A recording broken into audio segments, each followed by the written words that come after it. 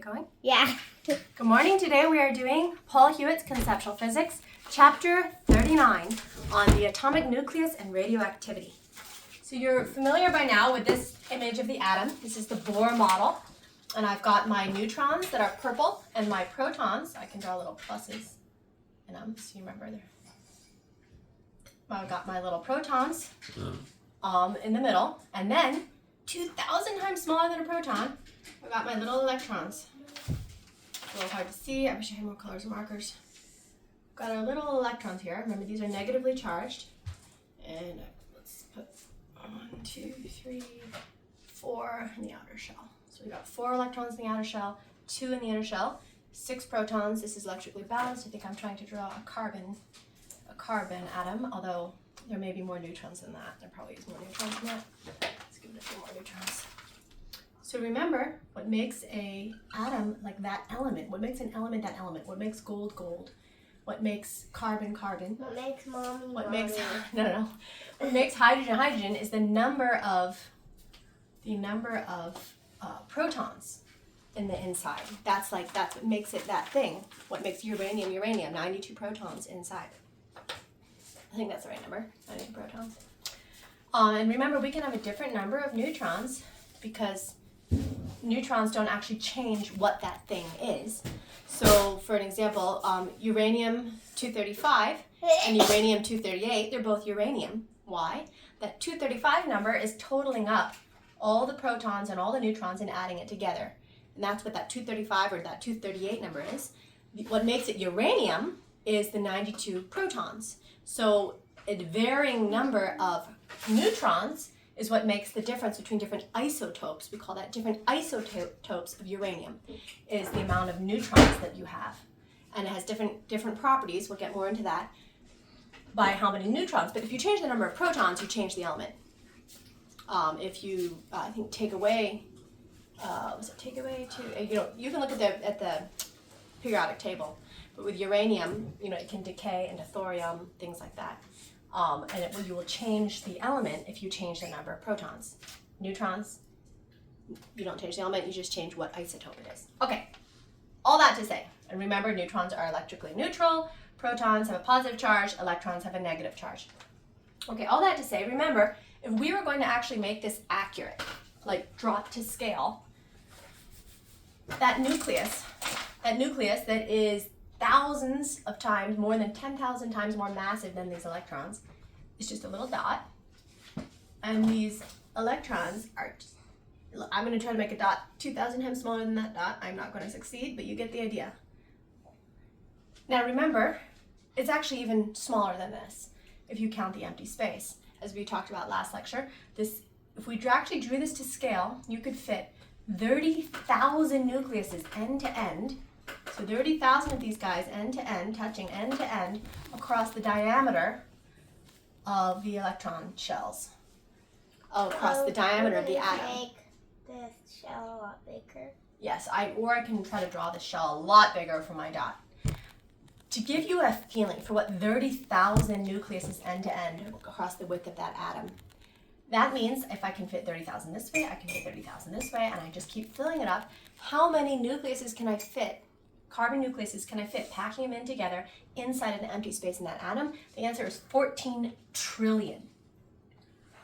I can fit 14 trillion carbon nucleuses inside the width of those electron shells of that atom if I'm filling this up.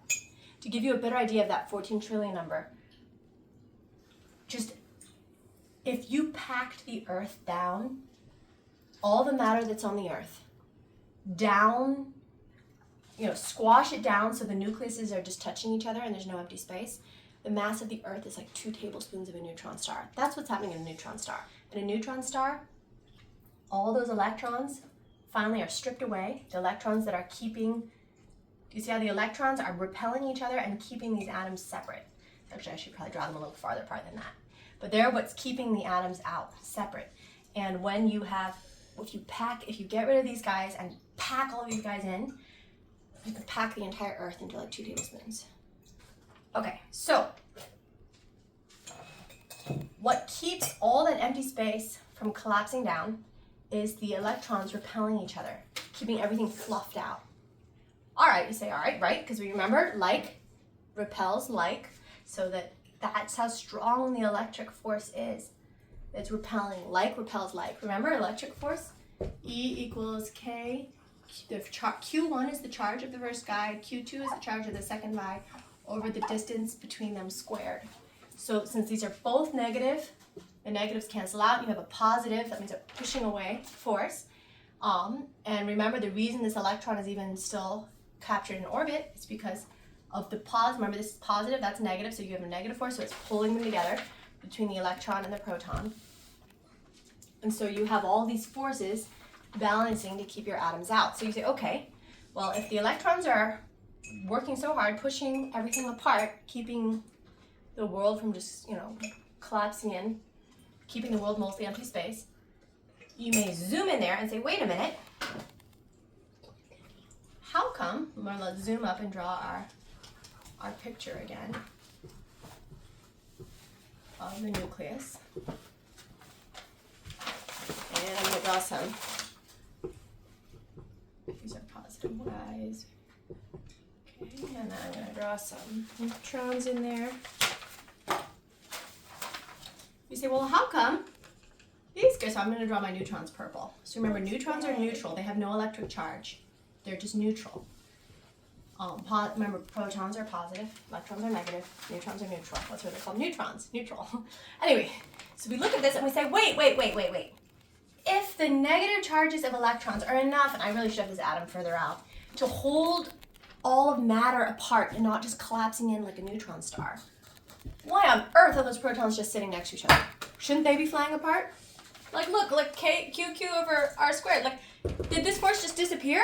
What? The answer is no, it didn't just disappear. This force is still there. These protons are repelling each other with huge electrical forces. But there's another force that cancels it out. What is this other force that is opposing that electrical force? And this force is called the strong nuclear force. And the strong nuclear force is actually acts between neutrons and protons and neutrons and neutrons and protons and protons. So we like to call these guys nucleons. A nucleon just means it's either a proton or a neutron. We'll just call it nucleon. Strong nuclear force acts between nucleons and attracts them together. That is what balances the electric force that is trying to make them fly apart. Now, what about this strong nuclear force, one of the many interesting things about the strong nuclear force is that it's very strong, but it can only act extremely short range. So the strong nuclear force is acting between like these guys and maybe these guys, but you start to get out here, this guy cannot act on them anymore. You use this guy could still act on the guy out here with the electric force, because you just drop it by R squared, it dies off by R squared, but it's still there. But the strong nuclear force dies off much, much faster. So it really only acts on the nucleons a few nucleon widths away from it. That is called the strong nuclear force. So you may have asked, okay, so electrons are keeping everything from collapsing in on each other. Protons are what make an element an element. What are neutrons doing? They're neutral. Why are they hanging out there? The answer is neutrons are helping hold elements together. They're holding the universe together. How? Well, the answer is the strong nuclear force, remember it acts between nucleons, isn't actually quite enough. If I put two protons right next to each other, it is not quite enough to balance the electric magnetic force between these two positive charges that want to fly apart. The strong nuclear force isn't quite strong enough to hold together two positive charges. However, if I add some neutrons here, neutrons are not making this any bigger, right? Because this is just two positive charges. These are neutral. This is zero. So these don't actually add, they don't add more electrical force here. You've got the same amount of electrical repulsion that you had before you added the neutrons. But now, what are these neutrons doing? These neutrons are adding, you have now double the strong nuclear force that you had with two. With two we had, one, two, three, actually I'm not 100% sure how to calculate it. Well, anyway, you increase the amount of strong nuclear force because now you've got 4 nucleons acting on each other instead of just 2 nucleons. So these guys are holding these these positive charges together, because now you've increased your strong nuclear force by having more nucleons, and you kept your electrical force the same. So without neutrons, these nucleuses would fly apart, because even though the protons are attracted to each other by strong nuclear force, they don't quite have enough to balance the electrical force of repulsion. But the neutrons, no electrical force of repulsion, and it helps, and it increases the amount of strong nuclear force, and it holds it together. Now you can see from a geometry perspective, as I keep adding more and more, sorry, I can have a cat there. As I keep, and some of those elements you've seen, they have like 92, like uranium, et cetera, et cetera. As I keep adding more neutrons and more, more protons to make the element go up, and more neutrons, at some point, it's going to get unstable, because once you go over a certain amount of protons, remember, this just keeps adding up and adding up and adding up. And remember, the strong nuclear force can only act on, it can only act very short range. So at some point, if you just keep adding protons, this guy, who does not die off as readily, outweighs, you keep throwing more and more neutrons at it.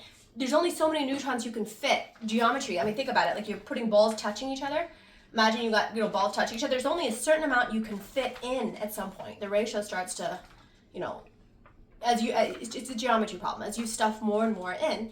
And at some point, because this guy does not die off, the electrical force does not die off, but the strong nuclear force can only act on the ones local, at some point they get really unstable. And that's actually over 82 protons. Any element, we have a lot of elements over 82 protons, but any element over 82 protons starts to get really unstable. So like uranium is unstable, it will decay, because at some point it's not quite enough. If you've ever played with sand castles, you know that damp sand, when you're shaping damp sand, has a certain like stickiness to it, cohesion to it. So I used to make sand castles a lot when I was young. And you would make this, because I used to live closer to the ocean. And you make a sand ball, and it holds together, and you make it bigger and bigger. And as you can see, when you try to make bigger and bigger sandcastles, bigger and bigger structures, that at some point that stickiness of the wet sand is overcome by like the gravitational pull of your various parts of your sandcastle to the earth. So especially if you're trying to make like a globe, like a ball of sand, the bigger you make that sand, the sand is still as sticky as it was before, but at some point the gravity is just too much that overcomes that stickiness of the sand, and there's a limit to how big of a sand ball you can make before it starts to crumble apart. It's similar to this. Because the electrical force is, going up by this, even though it's dying off by r squared, it's still adding up, and the strong nuclear force can only act, very locally. At some point you get too big, the whole thing is going to come apart. And that's why the more protons something has, the higher up you go on the periodic table, the more unstable it is. And like uranium is still, even though it's over the 82 number, or 83, there's some point where it starts getting unstable. Uranium is still a lot more stable than like, one of those things with those crazy high atomic numbers that we've only, like Einsteinium, that we've only ever made in a lab. And like, look, there, and then it comes apart. Because when you go over a certain mark, the electrical forces overwhelm the strong nuclear forces. We're mostly made of like carbon and water, and that's that only has like water, hydrogen, oxygen only has 8 protons. I think carbon is only 6 protons. I think snow can get You're made of pretty stable stuff. What? Snow can get pretty big. Yes, we're talking about atoms. So we're adding in more protons, and then the element changes. So we're talking like uranium and things like that. It's not about size. I'm talking about the size of the atoms, the little tiny guys. Okay, these guys that make up all matter. Okay. They don't look tiny. Well, it's because I did not draw it to scale. If I drew it to scale, it would look like this. Something like that. And these dots would have to be even smaller. Maybe even smaller, because remember I have to fit 14 billion of them inside here. So really, really small. Like these little specks on the board. Small. Okay, maybe even smaller than that. Okay, now we're going to talk more about our friend, the neutron. Can you give me the cloth, microfiber cloth, sweetie? We're going to talk about our friend, the neutron. So remember, a neutron is neutral. Thank you, sweetie. A neutron is neutral. It has no electric charge, right? Unlike an electron, that has a negative charge, and like a proton that has a positive charge, the neutron has no electric charge. Well, if you take a neutron away from all the other guys and just let him sit by himself, he'll last about 14 minutes. And in about 14 minutes, he will decay into a proton and an electron and something that we will call an antineutrino that we will not discuss at the moment. A little tiny thing called an antineutrino. So if you let him sit, in about 14 minutes, this neutron will decay into a proton, an electron, you could cancel each other out, and this antineutrino. So what keeps, weirdly enough, neutrons have safety in numbers. When they're with each other, they're much more stable. When they are all by themselves, they will actually decay. All right. Now, a neutron actually has more mass than a proton and an electron. That makes sense, because if something decays, usually something is lost. It actually has more mass than the electron, the proton, and the antineutrino. Now, for all intents and purposes, neutrons and protons are about the same size. It's a very, very tiny little difference. That will come out later in other applications of physics and things like that. But so remember, this neutron by itself is a little bit unstable. He does better with his friends and doesn't decay. Okay, so we talked about, now we want to talk about radiation. Oh, so cool thing, if I didn't say already, if you think about it, electrons keep matter from just collapsing down into a lump. Electrons keep, us, the Earth, from just looking like a neutron star, just squished down to 2 tablespoons of a neutron star.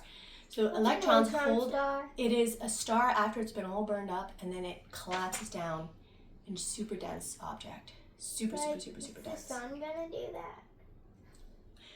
Things, yes, I think so.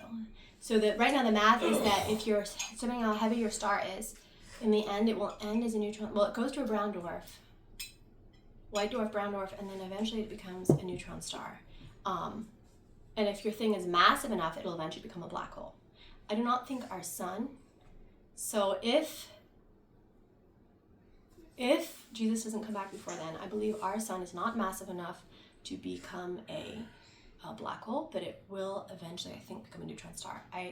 It's been almost 20 years since I read about that, so I have to go make sure I'm right. Anyway, back to here. Now, so you might say, so electrons are keeping everything apart from all getting squished down.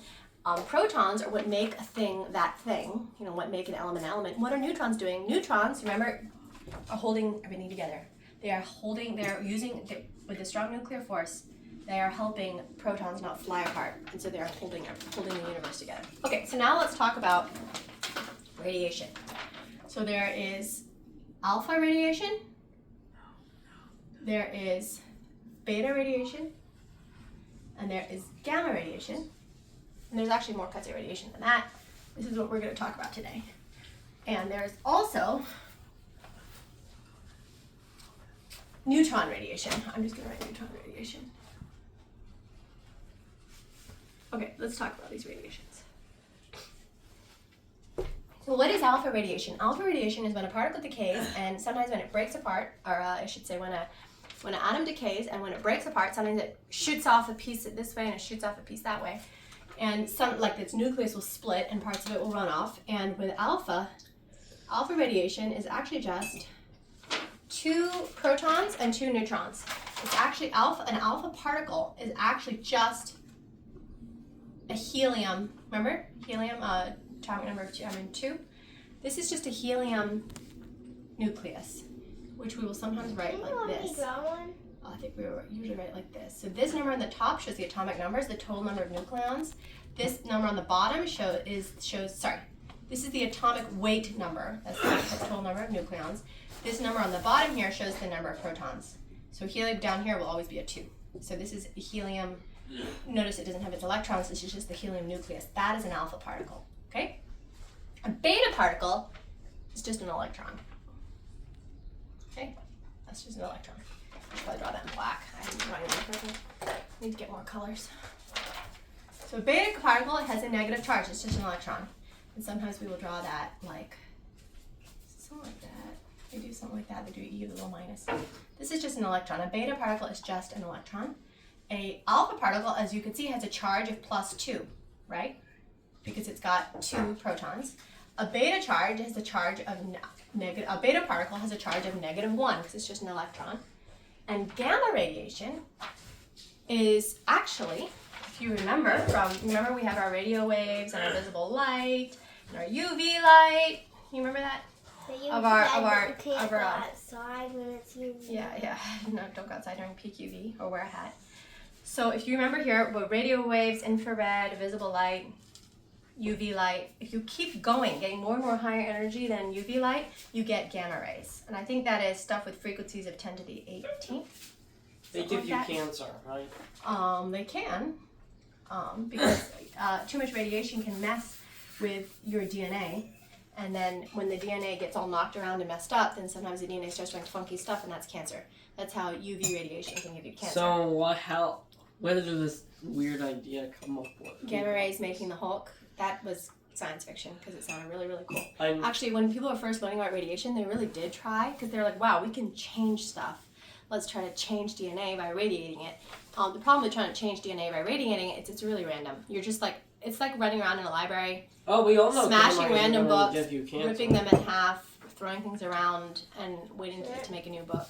It's very different than genetic engineering, where they're actually getting in there and like actually trying to like, okay, now I'm gonna cut and paste this piece of DNA into here. That's more precise. So when people got really excited by radiation, so that, you know, the era when people are making stories about the Hulk, I think these Soviet scientists at one point took a bunch of grain and radiated it, and were like, now maybe we'll get super grain, and planted it, and most of it just died. So that was a disappointment. There are no shortcuts with all that. But anyways, okay, so back to neutron. Okay, so this is gamma radiation does not have a charge. Remember, it's just light, super high frequency light. So this is high. I'm just going to call this super high energy light. This marker is no good. I'm going to call it high energy. I'm going to say light because it's light in the same way the infrared is light, and that radio waves are light. Radio waves are just very low frequency light. Electromagnetic radiation would be the right term, but I'm just going to call it light. Radio waves Gamma are rays light? are just very high energy light. Beta radiation, gamma radiation. Beta radiation is just electrons, and alpha radiation is just helium nucleuses floating around. And neutron radiation is what it sounds like. It's neutrons striking out on their own. Okay. Now, of these types of radiation, alpha radiation, if you look, is quite large, and it has a charge of +2. So remember, all of matter has electrical charges in it and whatnot, you know, with the protons and the electrons. So alpha particles are actually pretty easy to stop. You just hold up a piece of paper, and your alpha particles will get absorbed into that paper because they're these big, huge things lumbering around. They hit into other atoms. They, you know, interact electrically with other atoms, and so a piece of paper will actually stop alpha radiation. They're big particles. They could do some damage, but they're really easy to stop because, I mean, you know, imagine shooting big, huge. Imagine you've got a net and you're shooting like basketballs at it. It's gonna stop. It's not gonna go through. If you had a smaller particle, maybe you could, like a BB gun, you could shoot it through. So here you got your smaller particle. It's a little harder to stop beta radiation, but actually not super much harder. I mean, it'll stop in like tin foil, because remember, with an electron, it's 2,000 times. Yeah, because it's number 2. That's right, alpha, beta, gamma. So remember, with in mass, this guy's big. He's like a basketball. This guy's 2,000 times smaller than a basketball. So he would shoot farther, but he's electrically charged, and atoms are always looking to, you know, atoms can, remember how often grab another electron in their outer electron shells? So what stops beta radiation pretty easily is metal, because remember, metal has all those free electrons swimming around and whatnot, and it's always happy to grab up another electron. So beta radiation can actually be stopped with tin foil, because it's a metal, aluminum foil.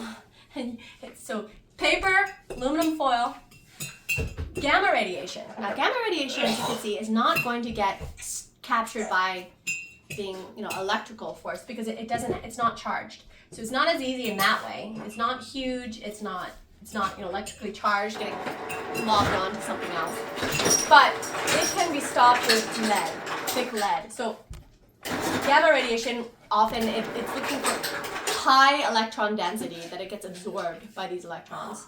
And so with gamma radiation, yeah, someone put an orange in there. You better take it out. Anyway, so here with gamma radiation, what you're looking at is this radiation getting absorbed by electrons, jumping electron shell and whatnot. And so you're looking for high density of electrons to soak up gamma radiation, and like metal again, but this time thicker than tinfoil. So you want something like lead, like a thick layer of lead, and that is what radiation shielding. This will have to soak up the gamma radiation before it can reach you. And neutron radiation actually does, I think, the most damage to the human body, in that it's neutral. So unlike alpha and beta, it penetrates deeper, because it unlike alpha and beta, here these guys will pretty much end somewhere on your skin, or even your clothes. Alpha might even stop in your clothes, because remember, paper, it doesn't take much. Neutron radiation is not charged because it's neutral, and so it'll actually penetrate much deeper, but it is quite massive. It's a neutron. So same size as a proton. It's a neutron. It's quite massive, and so it actually will go farther into whatever it's going in before it's finally stopped. And actually what stops it the best is hydrogen. Having many glancing blows, think of billiard balls, with hydrogen actually helps it slow it down finally, where it stops moving. So things that contain hydrogen are good things to block neutron radiation from. So things like water, because water, remember, H2O, water is made of a lot of hydrogen. Other things that contain a good amount of hydrogen, they said paraffin wax and polyethylene. They're kind of interesting. Those also will stop neutron radiation. Now we will talk a little more about peroxide is hydrogen, right? If it's got a lot of hydrogen, it's good. This is actually why. So when we're going to talk a little more about nuclear reactors, nuclear fission reactors in the next chapter, but this is actually why a lot of nuclear power plants, their radiation shielding has a lot of water in it. Is because, and actually wet concrete, because concrete actually holds on to a lot of water. Wet concrete, wet gravel, things like that are good at stopping neutron radiation. Yes, the human body is good at absorbing neutron radiation. That's why it does damage to us. Because you've got these neutrons going around, interacting with all the water in our cells, bouncing around in us. They can mess up our DNA. They can just kill cells outright, so that causes cell death. Can we wait on Duran song a little bit? So it can cause cell death, and it can also, the hammer song, and it can also interact with your DNA, mess up your DNA, so kill your cells. So that's why, when there's like a nuclear bomb or whatever goes off, a lot of people die initially, like in their first radiation sickness. That's like the cell death from the neutrons like going through your body and whatnot. That's just to kill enough cells. Especially certain organs are more susceptible to neutron radiation. So like especially critical places. So think like your bone marrow, places like that. If enough cells die in there, you're dead. And then usually you hear many years later, of a bunch of people dying where there was a nuclear bomb going off of cancer. And that's the people who the neutron radiation didn't kill enough cells that they died. They were able to recover, but it messed up DNA. Oh, you can have it, Isaiah. Does he care? Yeah, no, it's okay. You can eat the burrito. Will he care? No, he'll be fine. I'll make him more burritos. So here, the neutron, that's why you hear about like a bunch of people dying in the first few days of a nuclear bomb, radiation sickness, and then later cancer. Because, anyway, that's what a neutron radiation does. Okay, so back to here. So if you want to stop alpha radiation, hold a piece of paper in front of you. Want to stop beta radiation, hold a piece of tinfoil in front of you. Want to stop gamma radiation, put a thick layer of lead. Neutron radiation, you want like a wall of water or something that contains a lot of hydrogen between you and it. Water is actually quite effective at stopping neutron radiation. There was a guy whose job it was, they have like these water shielding tank things with nuclear waste in them. I'm not quite remembering, I need to go reread the story again, but there was this swimmer guy, and his job's to go down, I think, work on the equipment. So he's in water, goggles and all, he's under there, and he sees a piece of, like, some sort of radioactive thing that fell in the water. So he's on some sort of walkie-talkie system, and he calls me and says, what do I do with it? And they tell him, don't touch it, stay away from it, and somehow what he heard was pick it up and bring it back. And so he went over there and picked it up with his hand and started swimming with it back. The guy lived. I don't think he even got cancer, and the reason was, he just felt enough weird about it that he held that radioactive thing at arm's length. He said if he had just, at any moment, decided to hold it like here, he probably would have died. But because he wasn't sure about it, so he held it at arm's length, it radiated his hand, his arm, but the parts you really want to worry about is like this part of you, your guts, your brain, and because he held it out, I probably did some cell damage to his arm, but it didn't kill him. And if he had at any moment just said, I'm just going to hang it here on my belt, when he swam up, he would have died. So just that wall of water, he's underwater, between him and the thing saved his life, even though he picked it up when he was told to leave it alone. Okay, so water, helps with neutron radiation. Okay, now we're going to talk a little bit about isotopes. Okay, we talked a little bit about isotopes before, so remember, this is a helium atom, right? Because it's got 2 protons. I can add more neutrons, and it will still be helium, because there's still only 2 protons in there. Now, remember, it used to look like, so this guy over here, these are both helium, okay? This guy here is this, okay? So because he's got the, helium, not hydrogen. He's got the 4 nucleons, the atomic weight number on the top, and he's only got 2 protons. That's what makes him helium. This guy here is also helium because he's only got 2 protons, right? But now he's got atomic weight number of 6. You see that? So we'd say this is an isotope of helium. Okay, these are isotopes of helium because got different now. Usually I think they like to refer to most of the most stable one that we're most used to. They'll say, oh, that's just helium, and then anything that has like more neutrons or less neutrons, they'll call that an isotope of helium. But in a sense, they're all isotopes. They're all just different levels of neutrons, but same number of protons. Remember, this is what makes the element the element. This is the atomic number. This is the number of protons here. Okay. So deuterium. So we've got hydrogen here. Hydrogen. No one has to hold him together. A lot of times you just see hydrogen looking like this. No neutrons at all. He doesn't need to be held together. He's just a proton. So we write, okay, how many nucleons are there? Only 1. How many protons? Only 1. This is what hydrogen looks like. All right, now what is deuterium? Is a form of hydrogen. And it actually is just 1 proton and 1 neutron. And so we will draw him. We will draw like hydrogen here. Remember, he's got 1 proton, but now he's got 2 atomic weight number. Remember, the top number here is the atomic weight number, the bottom number is the atomic number. So atomic weight number of 2, because this is deuterium. And sometimes it's called heavy water. When you've got water, remember water is H2O. I'm bad at spelling. Deuterium, how do you spell that? Deuterium, oh, I did it right. Deuterium. It's hydrogen. Helium. Sorry, hydrogen. My brain is not awake this morning. Hydrogen. This is also hydrogen, but then we call this heavy water. Remember, water is made H2O, oxygen, and 2 hydrogens. If these hydrogens are deuterium, then we call that heavy water, and that has various other applications. Now, some isotopes are inherently unstable than others. Just has to do with how the nucleus is with the various neutrons. Some of them are just more unstable than others. So for an example, uranium-235, I believe is the one that they use to make bombs out of.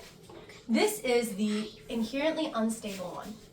And if you drew it out like this, uranium-235, U for uranium, and I believe it is 92. I think I'm right, it's 92. Yeah, it's 92. 235, this gives you the atomic number. So you can subtract to find out how many neutrons are in something. You just subtract, 235 minus 92, because you know that 92 of that 235 is the protons, and then you can find out the number of neutrons. Sorry. Uranium-235 is unstable. Uranium-238 is much more stable than uranium-235. Most of the uranium in the Earth surface looks like this, uranium-238. And that's why they make those big spinny things where they're trying to, because this is a little lighter, they do those big spinny things and they try to get the lighter uranium to be able to make bombs out of and all that. That's what that whole fuss was. You remember the Stuxnet? This is like, I don't know, 15 years ago, something like that, where there was these big, huge spinning, I don't know, my brain is blanking. There's big, huge spinning things that they used to try to separate out the uranium-235 and the uranium-238 in order to make bombs out of this stuff. Okay, if I could use the cocoa to get better Yeah. Okay, so now we're going to talk about half-life. Half-life is very, very important. Whenever anyone talks about something being radioactive, it's very important to know its half-life. So when they talk about half-life, they say, how long will it take for half of that material to dissipate? Gosh, this is time. Wait, no. Yeah, this is time. And this is the amount of the material left. Okay, so the amount, I'll say the amount of material that hasn't decayed. That has not decayed yet. Okay? So if you start out with a lump, let's say 10 pounds of this material, it will start, it will be radioactive, and as it's radioactive, it starts to decay. And as it decays, as more and more of those atoms, release, neutrons or whatever, it will, or release, alpha particles or whatever, it will decay, and over time. Now, things that was not very good. That looks pretty linear. Let's draw it more like this. They tend to usually do something like this. And so you start out with this, and the half-life, let's say, is when there's only 5 pounds left. And this is, sorry, okay, let's say that's 2.5 pounds left. Okay, wait, oh, the 5 should be there. This is 2.5 pounds left. This is 1.25 pounds left. And this is 0.6-ish left, and you get the idea, 0.3. So it will decay and release. So remember, as it decays, 5 pounds of this decaying is releasing a lot of radiation, and then it'll decay down to 2.5, and then it will decay down to 1.25 pounds, and then it'll decay to 1.6 pounds. And the funny thing is, each of these are the same distance apart. Each of these are a half-life. Okay, so the half-life of how long does it take to have half of it, so that's a lot of radiation as it goes from 10 pounds to 5 pounds. Then that's half the amount of radiation when it goes from 5 pounds to 2.5 pounds. Then that's half of that. So if you look over here, when you're like 5 half-lives out, that's a very small percentage of the radiation being released then in that first half-life. And so some radioactive stuff has half-lives in the billions of years, like uranium-238. That's the more stable form of uranium. Uranium-238 will decay, but it will decay at something like, its half-life is like 4 billion years, okay? Some radioactive stuff has a half-life of like 1 year. So when someone tells you, this will remain radioactive for billions of years, or 1,000,000 years, or 1,000 years, the important thing to ask is, well, what's its half-life? Because look, it never quite goes away. You see this? This tail, because half of that, and half of that, and half of that, and half of that, and half of that microscopic amount, and half of that microscopic amount, like this tail goes on, pretty much forever, right? If you just keep having it, and having it, and having what's left, and having what's left, and having what's left. So that goes. So if someone says this thing will remain reactive for and gives you a huge number, what you really want to know, technically it sort of remains reactive forever. I guess at some point you hit the last atom. But what you want to know is what's its half-life. If someone says this will remain radioactive forever, but its half-life is like 2 years, that tells you that within 10 years, it's only giving little tiny percent of the radiation that it gave in the first year. If something has a half-life of like 2 years, I want to stay far away from it for for 5 years. After 5 years, it's tiny little bits of radiation that are coming out of it. Now you may have heard this, this whole idea that there is no safe level of radiation. This is not true, because bananas are radioactive. We are radioactive to some degree. What? Yeah, bananas have some sort of potassium, I think it's a potassium isotope that's unstable that decays. Nobody's getting cancer for bananas, as far as I know. So to say that there is no safe level of radiation is not true, because remember, you're not just an inert hunk. Your body is healing itself. So there's some level of radiation that your body can heal itself from that isn't going to mess it up. Bananas aren't going to kill you. There's a certain level of radiation, but what you don't want to do is go over the level of radiation where your body's not able to heal that, or it's messing up the DNA, things like that. you don't want to go over a certain level that your body can't take. So one thing here is really important to look at what is the half-life. The other thing is what is the amount of radiation. Because you remember how we said uranium-238 has a half-life of 4 billion years? I think it's 4 billion. It's either 4 million or 4 billion. I think it's 4 billion. Uranium-238 has this, so, for us, we don't need to worry, well, how old is this piece of uranium? We're already stuck in the really high level of, I should say the half-life. We're stuck in this part of the chunk of uranium. However, uranium-238 decays rather slowly. So just having a chunk of uranium-238, it's not going to be blasting you with radiation because there's the rate of how much is it decaying, how much radiation is it giving off, and what's its half-life. Those are two very important questions when people talk about radioactive materials. And again, it will remain radioactive for, million years, billion years, whatever. That's how the math works when you've got this exponential curve coming down. So knowing the half-life is very, very important. So remember, with the half-life, say if I have a half-life of 10 years, then in the first 10 years, it gave off 5 pounds worth of that stuff decaying radiation. In the next 10 years, it only gave off 2.5 pounds of that stuff decaying worth of radiation. In the next years, it only gave off 1.25 pounds. So by the time I get to the 4th half-life, I'm only dealing with 10% of the radiation that I had in the first 10 years. And by the time I get to here, I'm only dealing with 5% of the radiation. So you could see it really matters how many half-lives out you are from that substance and that material. Okay. Now, this is also, if you guys are familiar at all with the computer game Half-Life, this is all those jokes about Half-Life because they released a computer game. Yes, I know. Even though I have the first game they released, and then they waited a while, and then they released a second game, and everybody's waiting, and they've still not released the third game. The joke is that it's like the half-life, there are many first one, and then you've got to wait, I guess if it's a certain amount under a curve, you've got to wait a certain amount for the next one. And then if there's a half-life 4, wait, I see, this is not. There wasn't a half-life 3, but there were many. I know, there was no half-life. Right, so then there's half-life 2, and then we're still waiting for half-life 3, but I think at this point we have passed the half-life, even if.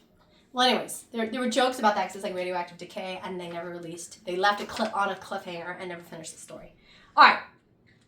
Never mind about computer games. We'll get back to this. So remember, saying this will be radioactive forever. Yes, that's kind of the definition until you get your last atom. And so remember the amount. You want to know the half-life, and you want to know the amount of radioactive radiation. Wait, Mom, bananas are radioactive forever? Well, there's a certain okay. So depending on the amount of material you have. By this math, when something's radioactive, you just keep cutting it down until you get to what they call a not. Wait. It's been 43 minutes. Oh shoot. Okay, I gotta hurry up. Okay, forget bananas. Moving on. Okay. Okay, so if something's radioactive, you asked its half-life. We did that. The radiation dose matters. Okay, transmutation. Transmutation is when you can turn one element into another element. No, forget bananas. Or sorry, I shouldn't say you can turn. That's artificial transmutation or forced transmutation. Transmutation is when an element turns into another element. So for example, alpha decay, if alpha decay happens and you've got, some element and, let's just draw A banana. Sweet. Move away the banana. Mommy's, where's the purple one? Okay, so alpha decay happens. Right. So I've got this guy.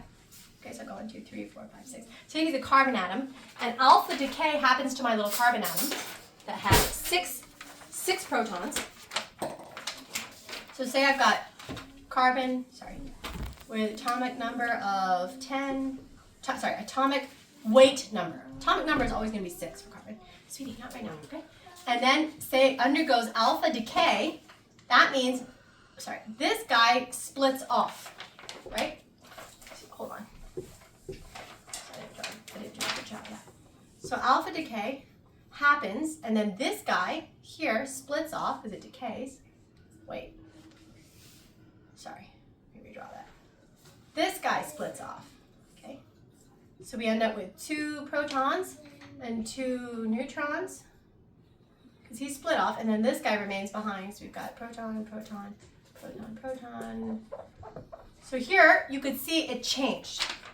I now have, wait, sweet. I now have alpha decay. This guy is going off in this direction. This guy's remaining behind. This is nuclear fission, by the way. It's fissioning. It's breaking in half. And now I've got, instead of carbon, I now have, okay, lithium is 3. What is 4?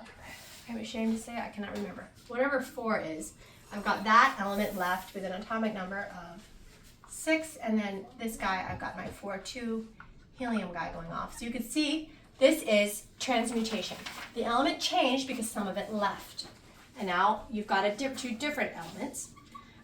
Beta decay, what happens in beta decay, when we remember beta particle is just that electron going off, what happens in beta decay, here I'm just going to draw.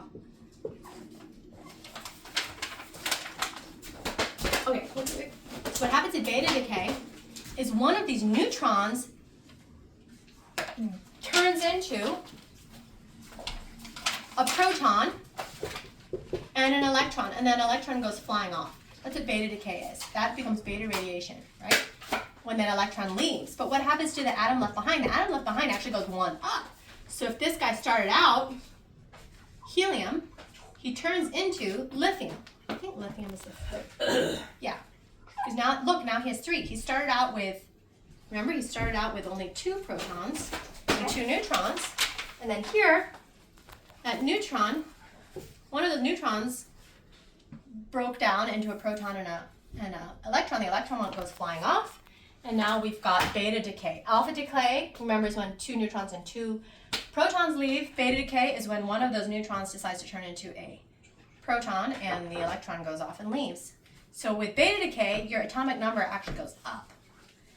With alpha decay, your atomic number goes down. So one of the, like, example, if you had let's say you have here hydrogen. Okay, so we've got this hydrogen, and then if it undergoes beta decay,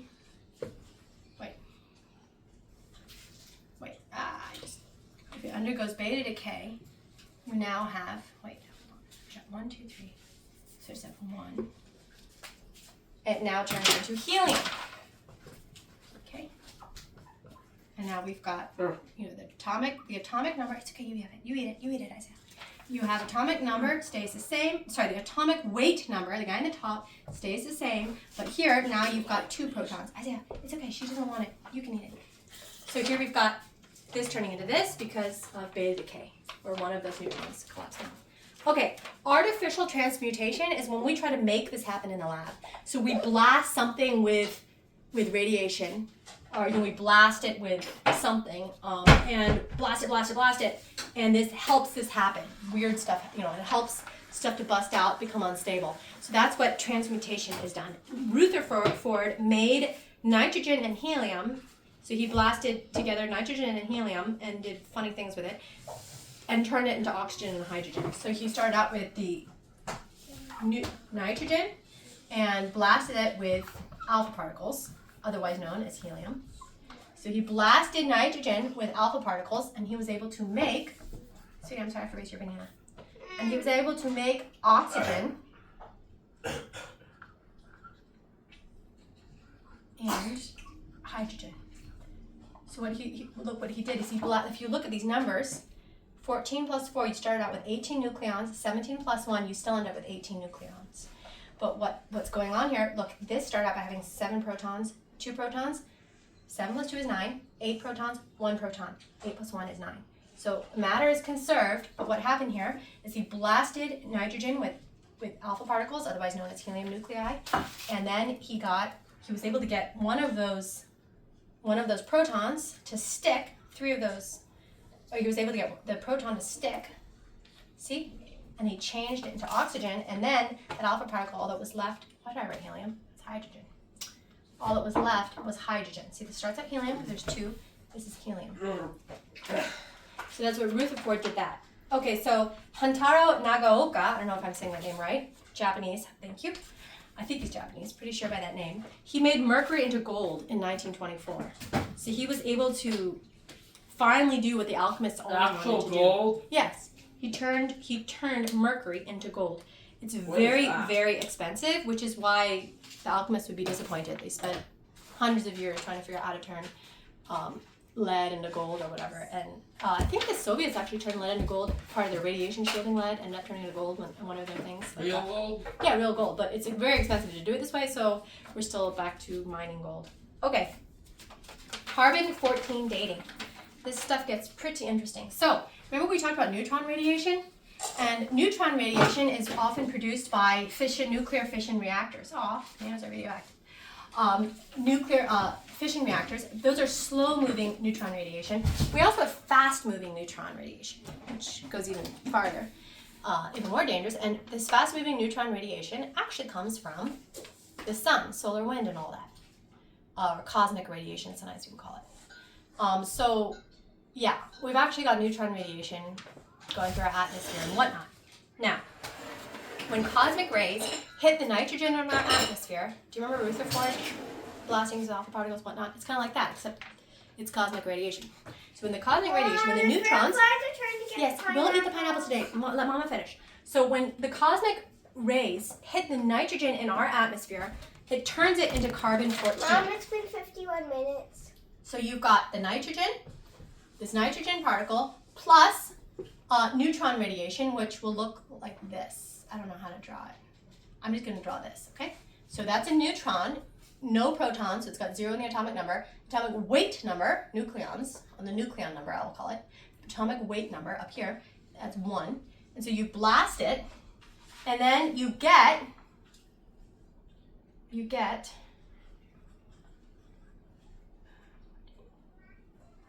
carbon, because the atomic number is 6 down here, and a hydrogen.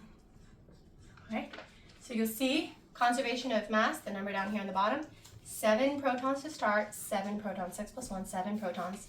And a result, you have nucleons, remember the neutrons and the protons. We've got 14 plus 1, 15 nucleons to start, 14 plus 1, 15 nucleons to end. Mass is conserved, but what's going on here is a neutron radiation, this free neutron, hits into nitrogen and creates carbon-14. And then this is just a hydrogen.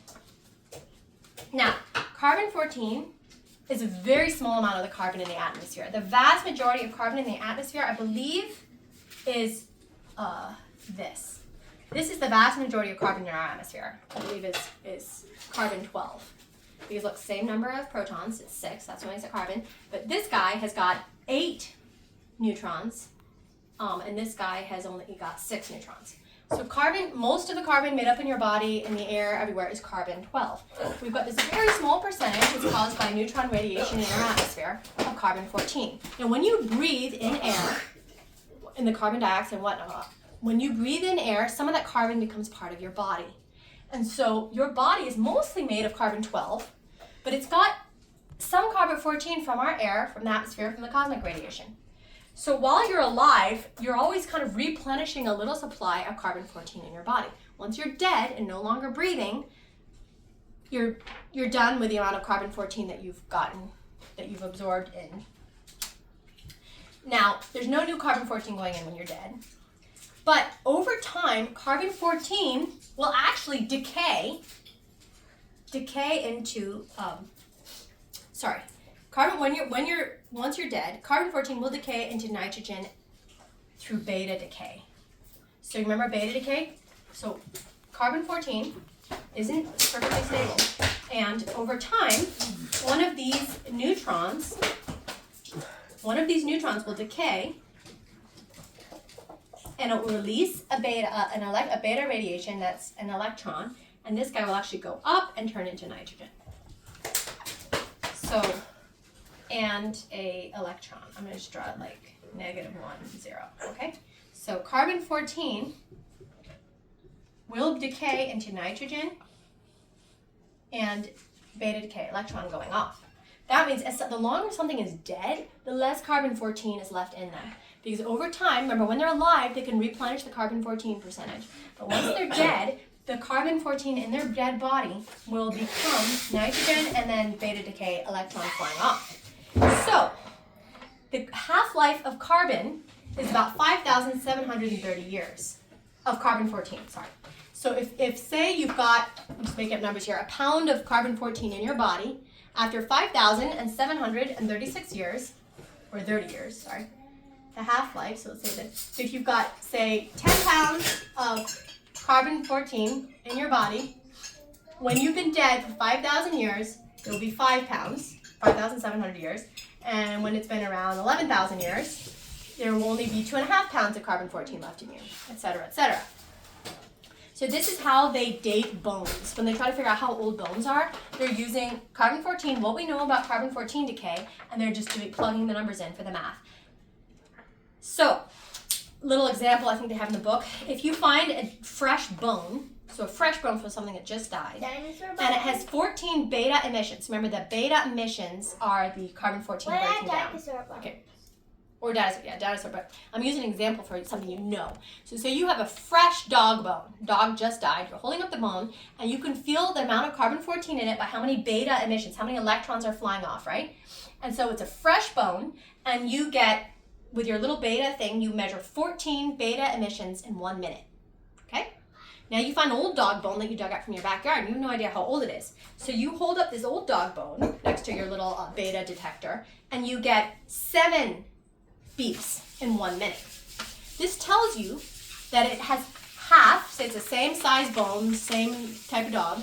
This gives you half the, half of it. It's the same type of dog. Okay, well, all living things breathe. I mean, you could probably do the math, so I don't know if it actually matters too much about the type of dog. That's a good question. I'm guessing it scales of your lung size? Wait, but it has to be density. All right, never mind. Sorry, back to the question. So you hold up this old dog bone you dug out of your backyard, and it's only giving 7 beeps. With a fresh dog of Fido that just died last week is giving off 10 beeps.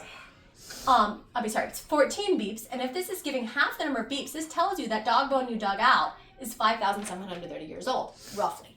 Roughly, because there is a certain amount of, error in this. Right now, scientists, because the amount of carbon-14 in our atmosphere has changed with various fluctuations in the magnetosphere and the amount of solar wind we get, the neutron radiation, that has changed. There have been fluctuations. We know that it's not always exactly the same, the amount of carbon-14 in our atmosphere. So right now, scientists like to put plus or minus 15%. So they say plus or minus 15%. So they say, we think this is about 11,000 years old, somewhere between 9,000 and 12,000 years old, something around that. They have an error bar. But this carbon-14 dating does also depend on assumptions we make about the past and how much carbon-14 there was, how much radiation. Theoretically, if we had a lot more activity, a lot more solar wind activity, a lot more of all that at some point, then maybe there was more carbon-14 that can mess with your dates, or maybe there was a lot less and there was less carbon-14 in there, and then we were messing with our dates. How much carbon-14 really dinosaur bones have? You can work it out, you can look it up and find out. That's how they date dinosaur bones. All this stuff they do, a lot of we have to make assumptions about the atmosphere in the past. We have to do math, and anyway, there are all sorts of people that spend their lifetime doing this. So that's how they like to use carbon-14. So a lot of times, when they're trying to find out how old is this house, and so they when you find ancient ruins of wood in the desert, or wood, if you have say ruins in Egypt of wood, and you want to know when did they build this thing, which kingdom did it come from? Wood. Wait, hold on. Let me finish this. So that wood was once alive. So that really dry piece of wood in Egypt, you can take it and find how many beeps are coming off it and how much carbon-14. And assuming that they built it out of pretty fresh wood, you can go back and you can date, okay, this throne is, 7,000 years old or whatever. Or 4,000 years old or, whatever. So you can use that to try to date the wood.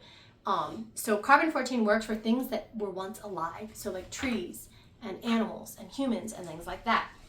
Well, how do you date non-living stuff? How do scientists date non-living stuff that never breathes? So they can't use the carbon-14 thing. Well, they like to use uranium. So remember we talked a little about uranium-238? Uranium-238 is the one... Our house is? Wait, sweetheart. It's about 50 years old.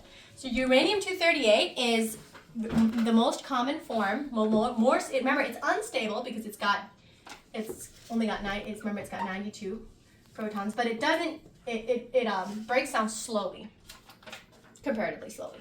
So uranium-238 will actually decay into lead 206 or 207.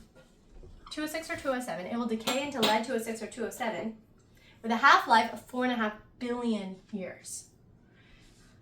And so, I mean, and you may ask, wait, how does it go from here to here? It's this whole fancy process. It's in your book. It involves, beta decay and alpha decay and blah, blah, blah.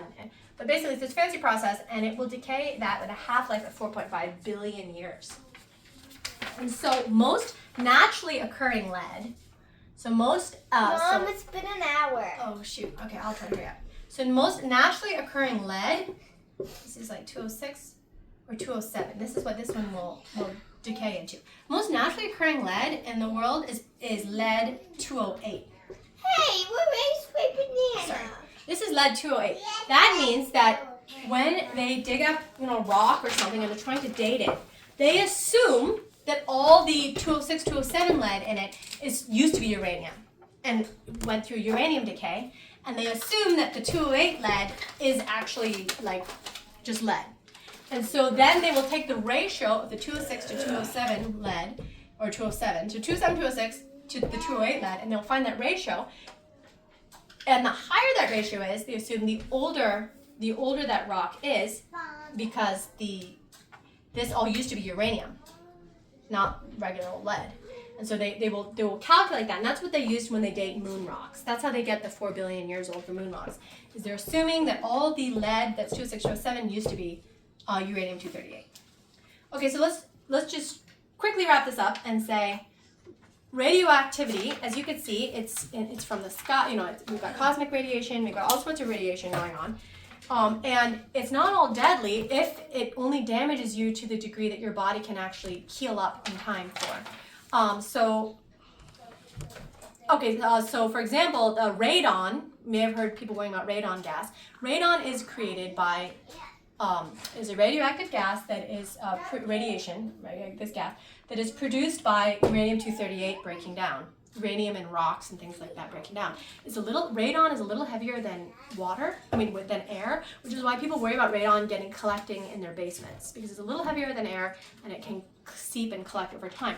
However, I think there are like radon hot springs in Poland or somewhere that people will actually go and take baths in it, and they say it actually makes them feel healthier. I guess it's a little bit, the principle is probably something like microneedling your scalp. People that say it helps their hair grow back if they kind of create little wounds on their scalp, and then they say that it helps their hair grow. Like your body, it forces your body to heal and maybe you overcompensate.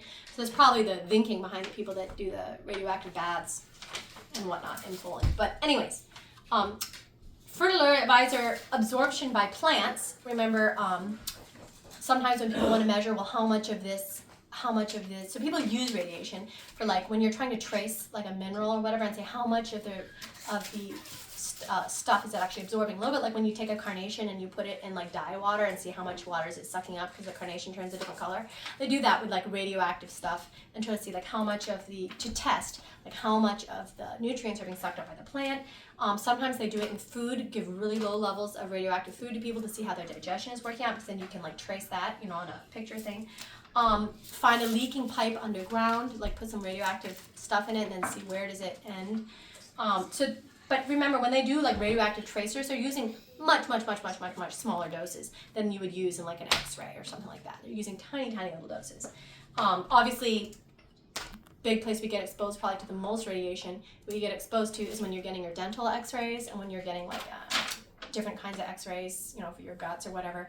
So that's where most of us get exposed to a lot of radiation. You can also get exposed to more radiation by flying in a plane up higher in the Earth. Because the farther up you get, the more cosmic radiation you get exposed to. So astronauts and stuff, they get exposed to a bit more cosmic radiation. Remember, radiation's everywhere. Bananas give you radiation. Uranium and rocks. I think they said there was parks in California where there was enough uranium in the rocks that you're getting actually, not a not insignificant amount of radiation from, just rocks and things like that. I think radon is places where there is more radiation. I think those tend to be, when I looked at a map, I think those tend to be more the mountainous areas, and there's more uranium in the rocks there.